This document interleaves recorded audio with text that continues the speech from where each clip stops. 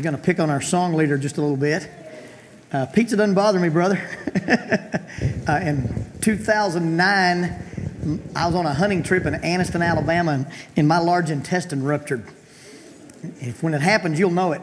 I took myself to a hospital in Anniston, Alabama, walked in under my own power. I had an 18-inch blowout there. Side story, I laid down on the floor because my back was hurting. The guy said, if you don't get out of the floor, I'm going to throw you out. I said, throw me out. That's where my guns are. I'll be right back in. But anyway, one of those Alabama things again. But anyway, I got to wear a colostomy bag for 21 weeks. And for those of you who don't know what that is, they bring your intestines to the surface and attach a bag to it. And so I preached with one of those things hanging off of me. I think in 2009, before I got on stage, they put my mic on me at CYC. The thing turned loose. And so I go, hey, look, you guys got to sing another song. And I went in the men's room, took my shirt off. I had to throw a shirt away. And I had to replace this plastic seal. When I had an extra one, but I had glue all over my stomach. So I'm back there with an X-Acto knife in front of the mirror with this hole in my side. You can stick 3 fingers in, and I'm scraping glue off. And this kid walks in. I go, you're next. And he goes running out. But so pizza doesn't bother me, brother. I'm just happy to have it all inside me, you know.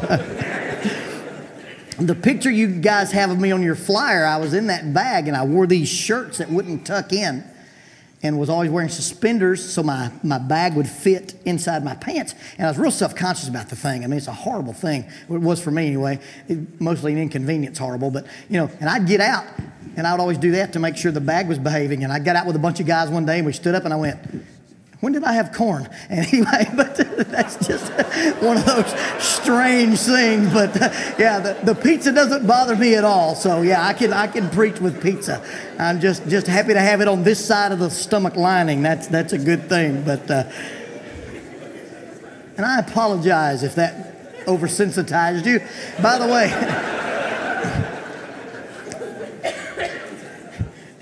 did I mention I was a SWAT chaplain? Okay. Dr. Huff says, he's our medical doctor that volunteered with the team.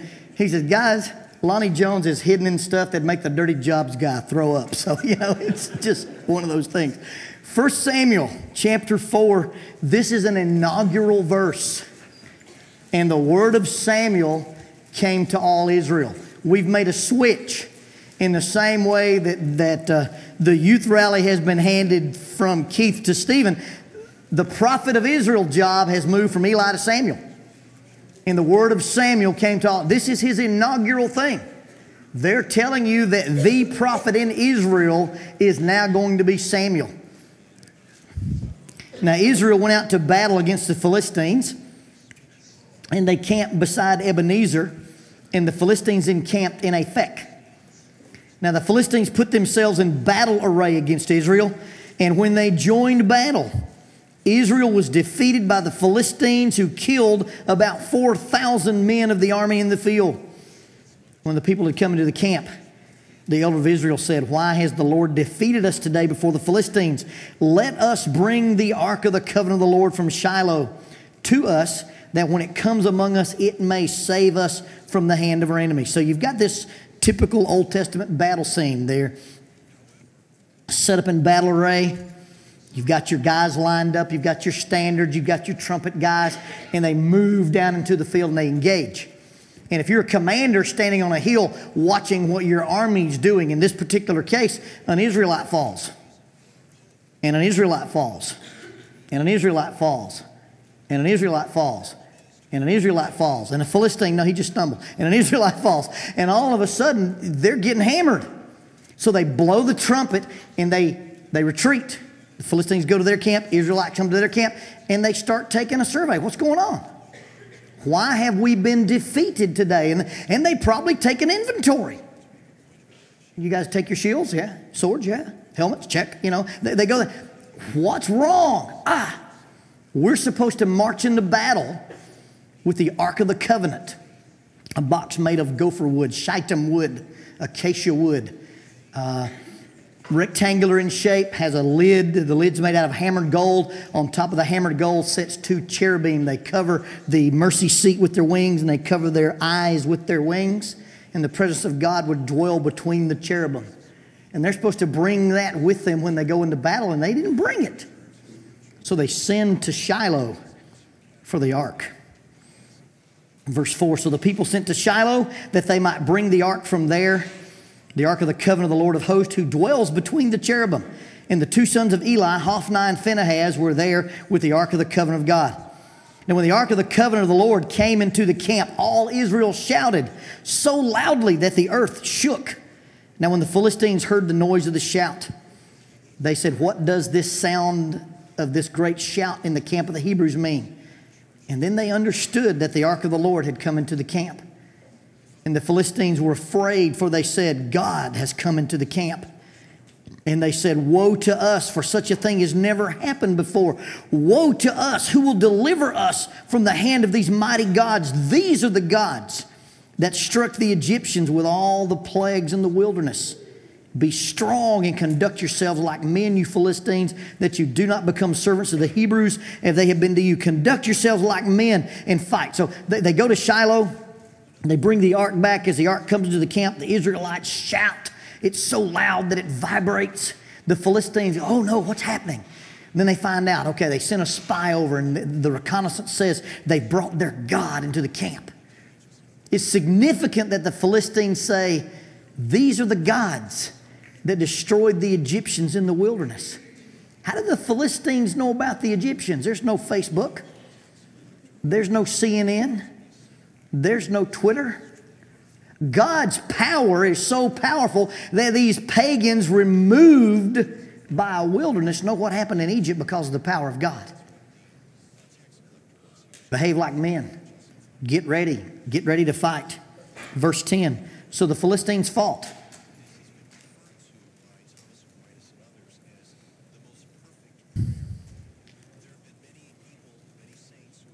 My Bible says, and Israel was defeated. Were you expecting that? I mean, the ark came into the camp. I've seen Indiana Jones. I know that's supposed to work. The Philistines fought, and Israel was defeated. And every man fled to his tent, and there was a great slaughter. And there fell in Israel 30,000 foot soldiers, and the ark of God was captured. And the two sons of Eli, Hophni and Phinehas, died. Wow, what's the problem here? What have they done wrong? Now, the first thing people are going to say is Israel didn't have any faith. Let me challenge you with that thought. We described Old Testament warfare early this morning. You've just been down in the valley. 4,000 people had been killed, and you get out of that valley alive. And then they bring a box back. And you follow that box back down into a meat grinder. Don't tell me they don't have any faith. The presence of their symbol of their covenant with God is powerful enough to them that they followed it right back into battle. So it's not a faith problem.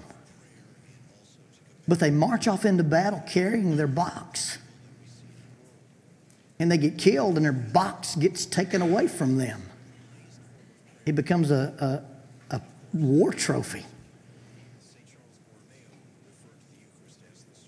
You ever marched into battle with your faith? With your idea about what Christianity is? And decided, I'm going to take the school by storm, and I'm going to change. And you walk into the hallway, and Satan meets you and takes your box and walks off. In Alabama, this means yes. And this means no. This means you're not voting because of the pizza. All right? What happened to Israel? I offer you that what happened to Israel is they were doing without being. They were going through the motions, but they were not authentic. And this is hard to do, because some of the things that I'm going to talk about are very, very, very important. It's not that they don't matter. It's just they've got to matter for the right reasons. Let me give you a description of a teenager in a youth group. He's honest, respects his parents, controls his temper, wouldn't cheat at business, wouldn't cheat at school, and would probably attend all the worship services. Would probably be at this. Good kid, bad kid. However you feel about this kid, you just described the rich young ruler from Mark chapter 10. He'd probably write a good speech for lads to leaders. He'd probably knock the top out of a Bible Bowl quiz. Probably win any debate on the Torah. Had all his T's crossed and all his I's dotted. But he was absolutely fake. He was hollow. He was empty. And when he comes to Jesus and says, hey, what do I have to do to inherit eternal life? Jesus says, you know the commandments. He says, yeah, I've kept those since I was a kid. Raised in the church. What does that mean? Is that a phrase you use in Ohio, raised in the church? They talk about that in Alabama, raised in the church. So what does that mean? You slept on the pew and bathed in the baptistry? I mean, what does it mean to be raised in the church? There's a guy crawling around there, you know. This kid would have been one of the guys we talk about, youth minister talk, one of our solid kids. He wasn't very solid. In fact, he was hollow. What does it mean that being is more important than just doing? Matthew chapter 5.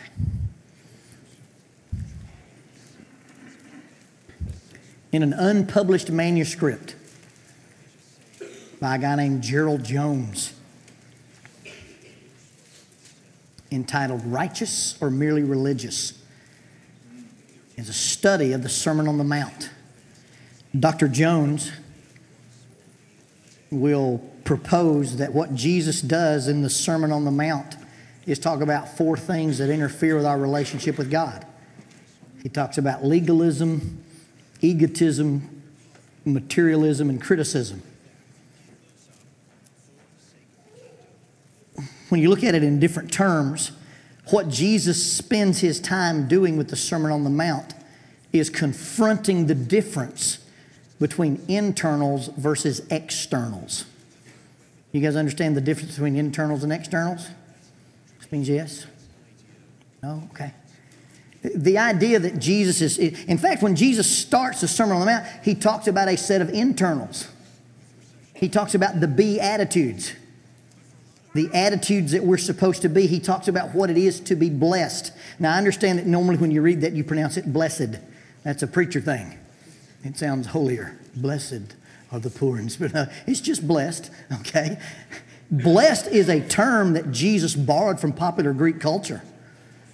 And blessed was the idea of the status of the gods, that they were centered, they were happy, they were at peace in spite of their circumstances.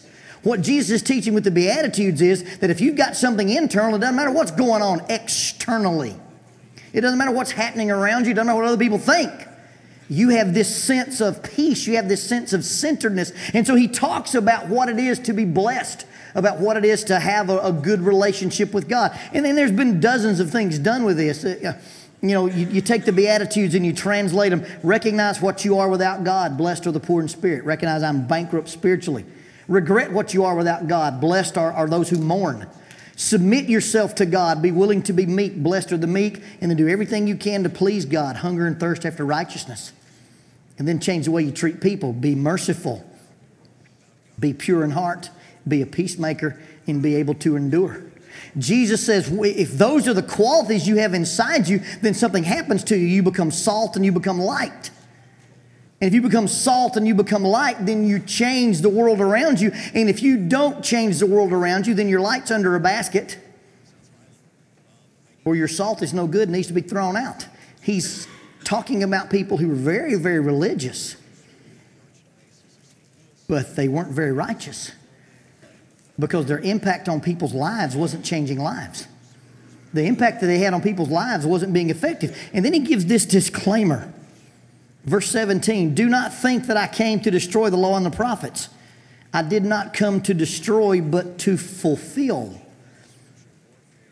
Now, you understand when anybody gives a disclaimer like that, he's probably going to say something that makes him think he's destroying the law and the prophets. You got that, right? See, if I walk up to you and say, I don't want to hurt your feelings, guess what I'm about to say? If I walk up to you and say, now don't get mad, I'm about to tell you something's going to get. Jesus says, don't get the idea that I've come to destroy the law and the prophets. I'm about to tell you some things, Jesus is warning his audience, that are so radical from your understanding about the law and the prophets that you're going to think I'm trying to destroy them. And he finishes up his thought in verse 20, for I say to you that unless your righteousness, not your religiosity, not your church attendance record, but I tell you that unless your righteousness exceeds, goes above, does better than the scribes and the Pharisees, you will by no means enter the kingdom of heaven. Jesus says there's something that's more important about internals than there are externals. Now you can have, if you have the right internals, the externals will follow. But you can have the externals and not have the internals. How many young ladies in the room want to get married? I'm not asking, I'm married, 28 years. Okay, now, all right, so, and there's somebody really excited about getting married. Okay, so, all right, so now let's take one of these girls who wants to get married. Now, let's assume that I understand about getting married, okay? Because I have been married. My daughter's engaged to be married. You want a guy who's exciting. You want a guy who's debonair. You want a guy who's handsome. You want a guy who's thrilling. You want a guy to say, I love you. You want a guy who kisses you. And you want a guy to give you a diamond ring. So let's suppose we're all sitting here having a nice youth rally, and all of a sudden the Indiana Jones theme music comes on. Dun, dun, dun, dun. Guy swings in off the balcony. Does a flip, lands in front of you, smooches you on the lip, whips out a ring, drops to his knee, says, I love you, will you marry me? Winner, winner. And why are you laughing? You say, well, first of all, he's done all the right things, but is he crazy as a Betsy bug? Or a bucket of frogs, or whatever it is you want to use. But, but wait, you said you wanted a guy who is exciting and debonair, has his own theme song, he's swung in, has a diamond ring, has said the right words. But you said, just because he does all those things, I don't know anything about him. God says, just because you do a bunch of stuff, I'm not sure I know enough about you. When Jesus begins to talk on the Sermon on the Mount, he starts a series of comparing internals versus externals. The internals are God's view of things. The externals are man's view of things. And he's basically putting the scribes and the Pharisees on the chopping block and saying, you've heard it said, and that's either going to be something the Pharisees taught or the Pharisees thought that the oral traditions of the rabbis were just inspired as a written scripture. And he's going to say, you've heard it said, but I say to you. And he's going to do a series of these. And let's look at the internals versus externals. Verse 21. You've heard it said by those of old, you shall not murder. And whoever murders will be in danger of the judgment. But I say to you, whoever is angry with his brother without a cause shall be in danger of the judgment. Whoever says to his brother, Rakah, shall be in danger of the council. And whoever says, you fool, shall be in danger of hellfire. Therefore, if you bring your gift to the altar and remember your brother has something against you, leave your gift there at the altar and go your way. First be reconciled to your brother and then come and offer your gift. With the exception of your veterans and the exceptions of your military people, the exceptions of your police officers, you can usually look at a group of people in the church and go, has anybody here ever killed anybody? And most of the time, nobody raised their hands. Jesus said, you've heard it said, don't murder. Check. Right? We've never killed anybody. Unless you're a veteran. And the Bible word is not kill, it's murder. And even if you're a cop or a veteran, you've never murdered anybody. You killed under the augments of the law. Jesus said, you've heard it said by those of old, don't kill, don't murder. But I say, if you're angry with your brother without a cause, and you say to your brother, Rakah, that's Aramaic, by the way, means empty-headed one. If you say to your brother, Rakah, or say to your brother, fool, you're in danger of the judgment, you're in danger of the council. What's the difference in murder and hate? See, I walk in here and I'm having a bad day. AJ and I aren't getting along. And I go, AJ, you're really making me mad. You guys could figure something out, right? You go, wow, Lonnie and AJ aren't getting along. But I walk up to him and hate him, and I can shake his hand, I can hug his neck, say, brother, I love you. How are you today? How's your family? Hope you choke. And the only person who knows that is me and God. Murder is external. Hate is internal. What's this big deal about the word rekah and the word fool? You know, of all the things I've ever seen painted on overpasses, I do some painting. I am an airbrush artist. I've done some graffiti type stuff at schools. We prefer to call it non-commissioned artwork, not graffiti, but and sometimes I donate a painting to a school. Of all the things I've ever seen painted on water towers and overpasses, I've never seen the word rekah. It must be a very powerful word, because Jesus said it'll get you in front of the council, it'll get you in front of the judgment. I don't think Jesus is really talking about the specific word rekah or the specific word fool. My dad wouldn't let us call each other fools. My brother, the Dr. Jones I quoted, that's my brother. He got a law degree, he's an associate dean of business at Faulkner University. I don't know what his IQ is. He read 800 words a minute with 95% comprehension in the 8th grade. He graduated in the top 1% of the nation, top 10% of anybody who ever took the law school entrance exam. And then they had me. And you realize they stopped after they had me. But anyway, my brother would be sitting down devouring, something with intellectually, and I'd go in the room and harass him. So he would say, "Quit it, you fool." And the dad would whack, whack, whack, whack, because we couldn't say the word fool when we were kids. But I don't think Jesus is talking about the word rekah or the word fool. He's talking about the condition of your heart, where you can look at somebody who's created in the image of God and that Jesus came to die for, and you can call them a fool or a nerd or a dweeb or a spick or a wop or a queer or any racial slur you want to stick in there. Oh yeah, I've never killed any of those people. But boy, what have I thought about them?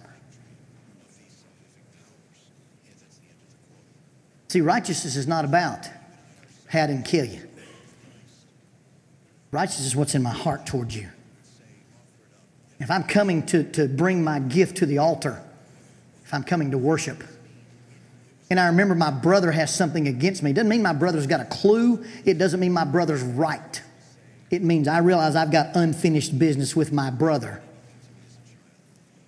I can't worship God till I go deal with him. So you've never killed anybody.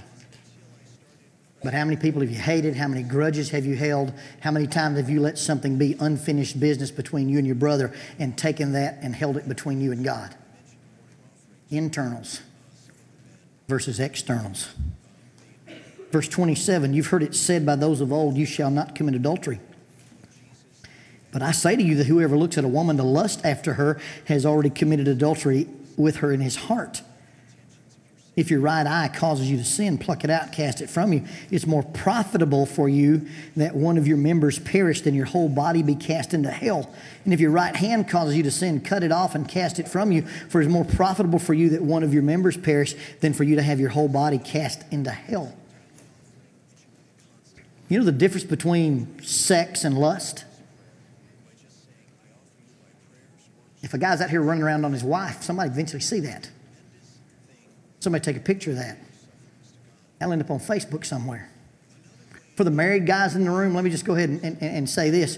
If you have an inverse of intimacy with a female, you're talking to somebody at work, you're having lunch with somebody on a regular basis, one of your customers that you visit on your route, if you talk to her in such a way that she knows more about you and your wife than you and your wife know about her, that's an inverse in intimacy.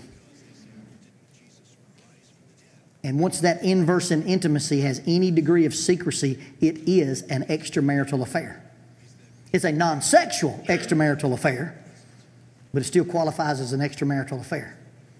And once you add sexual chemistry to it, you start talking about how unsatisfied you are at home or what fantasies you might have with that person, then it's just a matter of time for one of you to touch the other and you will become a sexual affair. Because the difference between an affair and lust is an affair. Sexual immorality is something people can catch you doing, and lust is something only God knows about you. And this generation has cheated itself when it talks about purity. Talk about friends with benefits. My friends don't do things to me or with me that will take me to hell. Period. We've technically defined virginity as this line that you cross on the body. God describes purity as a line you cross in the heart. I had a client years and years ago. I was a young therapist, and she was coming into my office, and was the presenting complaint was she was having these horrible nightmares. And the nightmares had a sexual content to them. 13, 14-year-old girl, I began to talk with her. The nature of what we were talking about was such, I wanted to have her mom in the room. And she had information about sexuality from her dreams that you can't get from your dreams. You can't dream about things that you don't know about, by the way. Did you realize that? Okay, I can't dream in the taste of caviar because I've never had it. Don't intend to. Not enough people in the room to feed it to me, okay? And it's not. So if I eat caviar in my dreams, it tastes like chicken.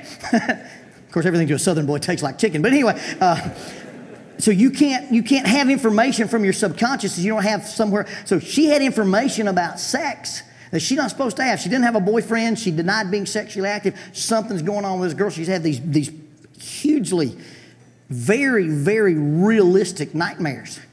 I told Mom, I said, next time she wakes up from one of these nightmares, you take her to the doctor and have her blood tested.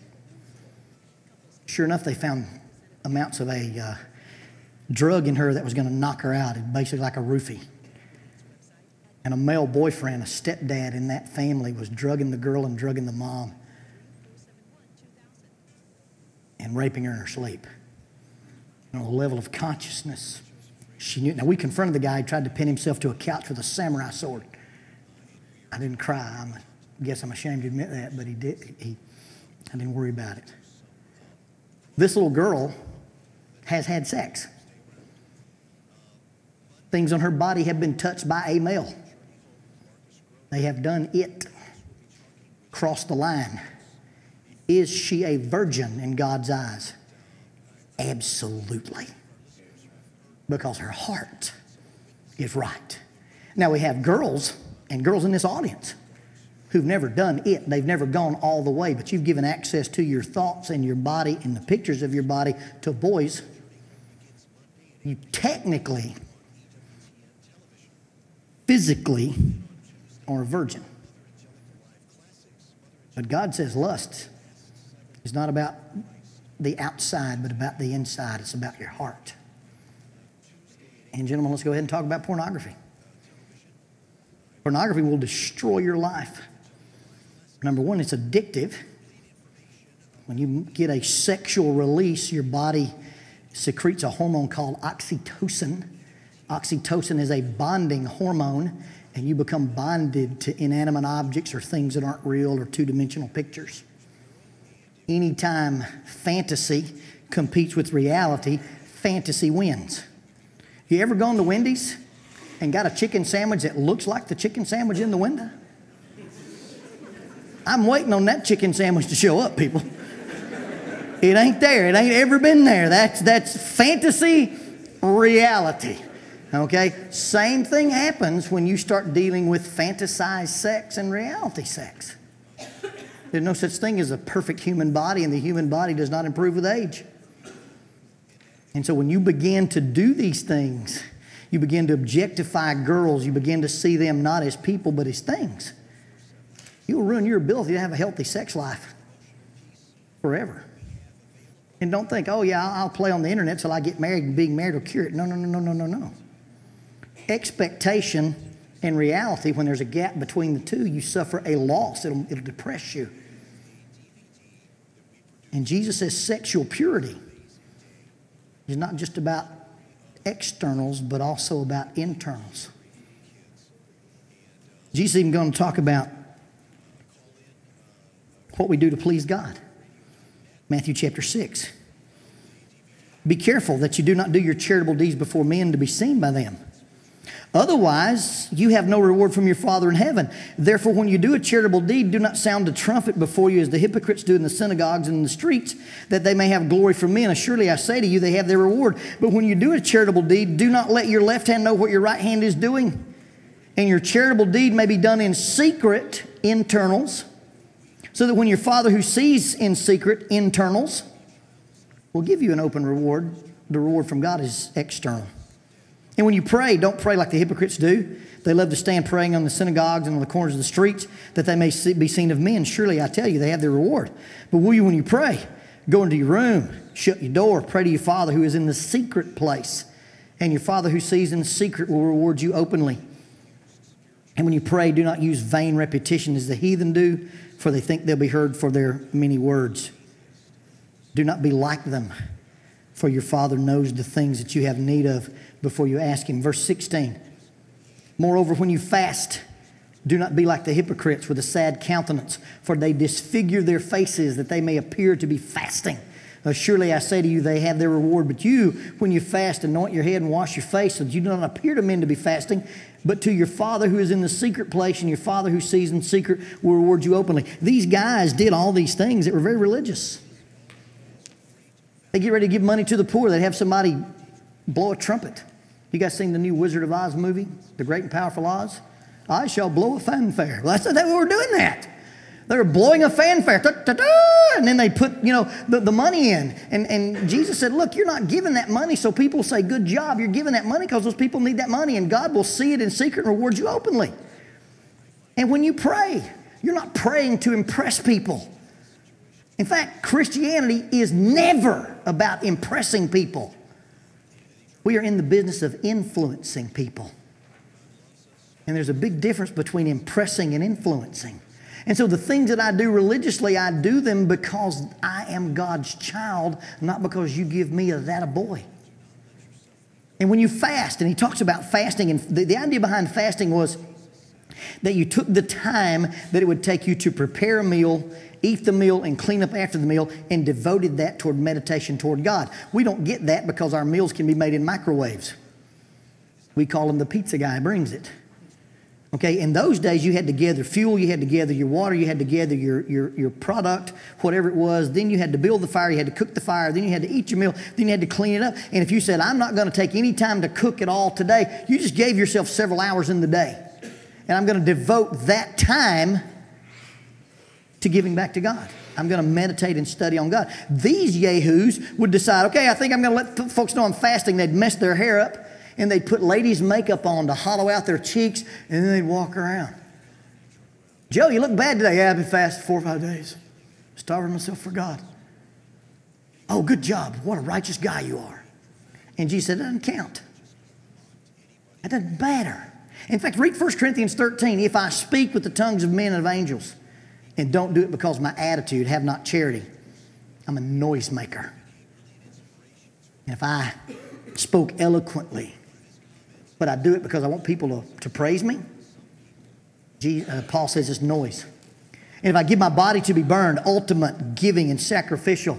If you go on a youth mission trip and you treat it like spiritual outward bound, and you come home and talk about what it did for you rather than what you did for other people, it didn't do any good. If you understand all mysteries and have all knowledge and have all faith that you can move mountains, it don't matter what you do. If your attitude's not right, it don't matter. And Christianity is not about just doing or not doing a bunch of things. It's about what you are. And what you are determines whether or not you're going to be pure, whether or not you're going to be honest, whether or not you're going to be here, whether or not when you sing and it's a gift to God, not trying to impress the people around you.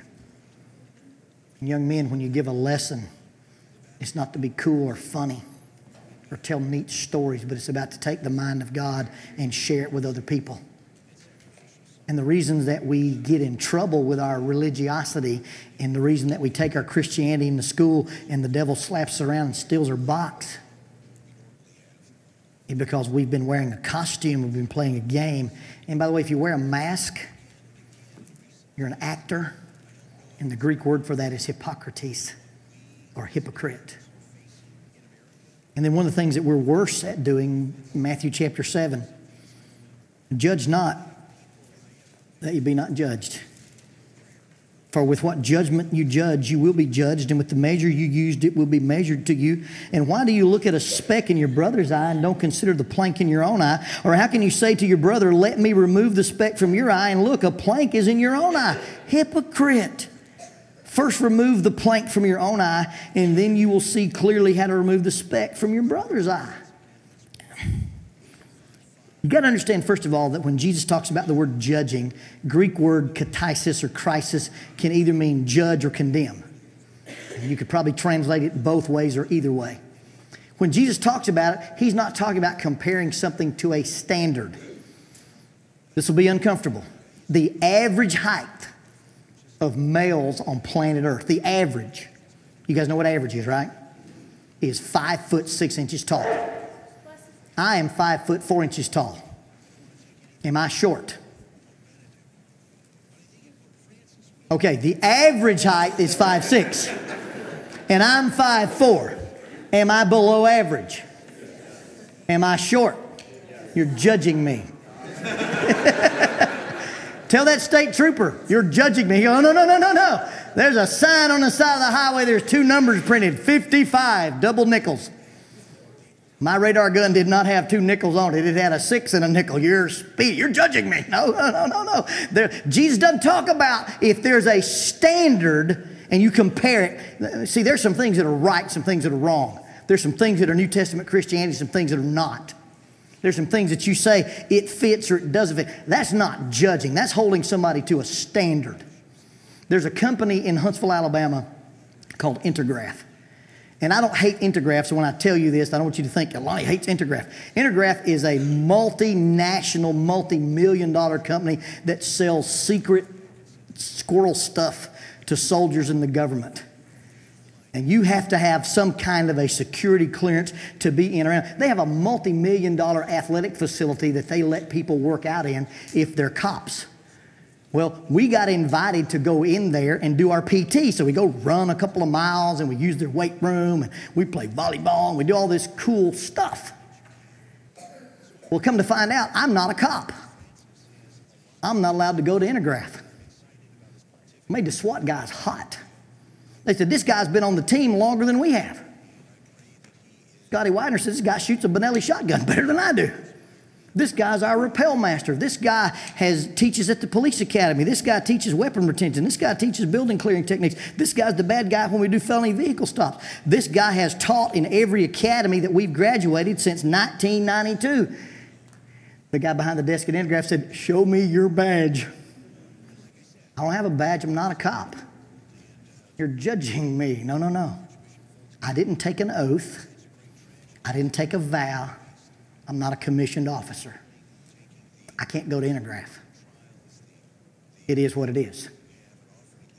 I don't care how much church you've been around. I don't care how many times you say the name Jesus. I don't care how many times you pray around your food. There's a standard that says you're a Christian or you're not a Christian, and if you don't fulfill it, you're not a Christian. That's not judging, folks. What Jesus is talking about is when I take my relationship with God and compare it to your relationship with God, and I want to come away feeling like I'm better because I could find something wrong with you. Literally, if Jesus is a cartoonist, you've got a guy walking around with a board stuck out of his head. Old brother Plank Eye. When he turns, you have to duck. And you got this guy with a little bitty speck of sawdust, and old brother Plank Eye walks in. He goes, oh, you got something in your eye. And he walks towards you with a 2x4 sticking out of his head. And his tweezers, because he wants to clean you up. That's focusing on externals, not internals. One of my dearest friends on the planet is a guy named Derek Horst. Derek is 6'6" or 6'7", weighs 340 pounds. He can stand on his knees and reach higher than I can reach standing up. He's a big dude. If I cut Derek's legs off tonight, do you know how tall I'll be in the morning? 5'4". Chopping him up doesn't make me an inch taller. Eating people up and trying to say because I can make you feel inferior to me, I'm superior to God. No. Jesus says you don't compare yourself to other people, you compare yourself to God. You don't compare yourself to other people, you compare yourself to the New Testament. When he talks about judging here, what he's talking about is the idea that I'm going to have some list of things that make me superior to you, and I'm going to take your minor faults and make them big, and I'm going to take my big faults and make them little in order so I can invert our righteousness or our relationship to God. It just doesn't work that way. Because see, when I am standing before God in judgment and I want to point out all the people that I'm superior to, God's just simply going to say, well, there's Jesus. Sinless, sacrifice, high priest. How'd you do compared to that one? Failed. Did you obey his word? Were you washed in the blood of the Lamb by faith, repentance, confession, and baptism? Are you in his kingdom? That gets me to heaven. What Jesus did, not anything I'll do. And when we begin to talk about spiritual self-identity, we've got to understand that our spiritual self-identity is not based on what we do, but it's based on what we are. And when we become what we're supposed to become, we do what we're supposed to do. End of Matthew 7. Therefore, whoever hears these sayings of mine and does them. See, there's a doing component. Whoever hears these sayings of mine and does them, I will liken him to a wise man who built his house on a rock. And the rain descended, the floods came, and the winds blew and beat on the house, and it did not fall, for it's found on a rock. And everyone who hears these sayings of mine and does not do them will be like a foolish man who built his house on the sand. And the rain descended, the floods came, the winds blew and beat on the house, and it fell, and great was its fall. Close your Bibles. I'll give you your first test today. And the rain descended, the floods came, the winds blew and beat on that house. Is that the wise man's house or the fool's house? That's both houses. You can't judge. You can't tell where the wise man lived based on his weather. See, don't get the idea that the wise man's house looks like this mansion and the foolish man's house looks like something one of the three little pigs built. No, you look at these two houses and for all practical purposes in Jesus' illustration, they look exactly the same. And then the storms come and one stands, one falls. Why? Because something internal, something underneath, something foundational was missing. And the reason our Christianity doesn't stand up to storms, the reason it doesn't stand up to our parents divorcing, the reason it doesn't stand up to a youth minister disappointing us, the reason it doesn't stand up to a harsh elder, the reason it doesn't stand up to some tragedy in our lives is because we've got this external house without a foundation. It's built on what people say rather than what God knows. Real quickly go to James and we'll wrap up. James chapter 1. Verse 22, but be doers of the word and not hearers only, deceiving yourselves. That sounds like a doing passage to me. For if anyone is a hearer of the word and not a doer, he is like a man observing his natural face in a mirror. He observes himself and goes away and immediately forgets what kind of man he was. You notice what that says? It doesn't say that he looks in the mirror and goes away and forgets what to do. If you hear the word and don't do it, you're like a guy who looks in the mirror and forgets what you are. And then when you forget what you are, you fail to do what you're supposed to do. Does that make sense? I got a really good, well, he's a friend of mine, one of the SWAT guys named Rodney Baker. Rodney just retired. When I joined the team, Rodney was our sniper team leader and our PT guy. Rodney has 22-inch biceps. Run a mile in under 6 minutes. He's bald-headed, looks like, the typical, guy, okay? When Rodney was 40, just before he got promoted to sergeant, we get a phone call at the range. It's his wife, Gina. She says, I need you to tell Rodney something. I said, well, Rodney's standing right here. Why don't you tell him? She says, no, you need to tell Rodney. What do you want? We're going to have a baby. Most 40-year-olds don't want to hear that news. So I get to tell a guy with a submachine gun, hey, your wife called. So I get to deliver the news about Olivia. Well, it changed a lot of stuff. They had to sell their house, had to buy a house with more room. Rodney left the team to become a sergeant. Got promoted from sergeant to lieutenant, from lieutenant to captain. Really, Olivia changed their life because nobody at 40, wants to have this. So Rodney's got Olivia. And this old grizzled, mean, tough, bad SWAT dude now just wrapped around the finger of this little girl named Olivia. We helped Rodney move into his new house. They move in, and picture this guy with 22-inch biceps, bald head, a tank top T-shirt. In Alabama, we call them wife beater T-shirts. I don't know if you call them that here or not, but you got that, and a pair of camouflage pants cut off with the fringes. They've moved in. We've left him alone. He's sitting in his big easy chair. Olivia is standing in his lap and wants to play with his face with Gina's makeup. And so they're goofing around, messing up, and she paints circles on his eyes and draws on his lips and messes with his nose. And Rodney goes to sleep. Gina comes downstairs, grabs Olivia, takes her upstairs. Rodney wakes up, looks out the window, sees their new neighbor standing by the fence. I'm going to go meet the new neighbor. Opens the door over the fence, walks in, hi, I'm Rodney Baker. And he's standing there, this muscled up guy with goop all over his face, just talking. He said the guy was kind of, he says he gets back in and says, hey, Gina, our neighbor's kind of weird. And Gina says, you're an idiot. He forgot what he was. And he walked across the yard to the neighbor with all these marks on him. Young people, I don't care what you do. Until you've got Jesus' marks on you, until he's colored you, until he's repainted you in the blood of the Lamb, you walk out and meet those neighbors. What you think you're doing and what you're doing is just ridiculous. You claim to be a Christian, yet you walk across the fence to the neighbors and Satan's colored you up. And Satan's marked all over you. And what you're doing is just ridiculous. Because you've made a fool out of yourself. Because you're doing without being. Let's pray.